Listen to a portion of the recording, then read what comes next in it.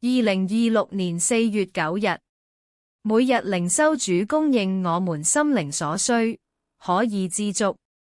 515知足的心，每日靈修小品。經文：我並不是因缺乏說這話，我無論在什麼境況，都可以知足，這是我已經學會了。腓立比書4章11節。小故事：有一頭驢子為園丁工作，主人只給他很少的食物，卻要他做許多辛苦的工作。可憐的驢子天天盼望可以離開園丁，被轉賣給別的主人。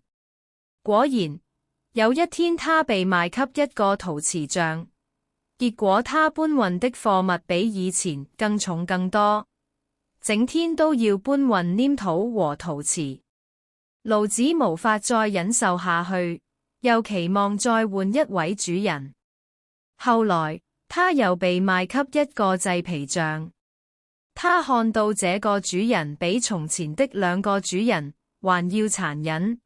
他說：我的運氣實在太壞了，換的主人一個比一個差，這一次恐怕連皮都要被剝了。默想：何必一直抱怨現狀？一再改變，可能只會使處境變得更壞。學會珍惜和愛護眼前所有的，當你用心去體會時，才是一個真正幸福的人。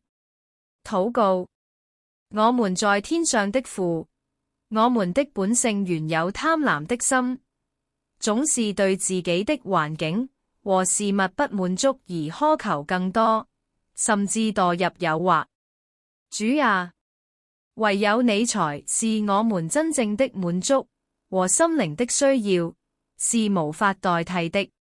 求你幫助我們，信靠信服你對我們生命安排的一切，也相信一切的安排都是與我們有益的。禱告是奉主耶穌基督的名，阿門。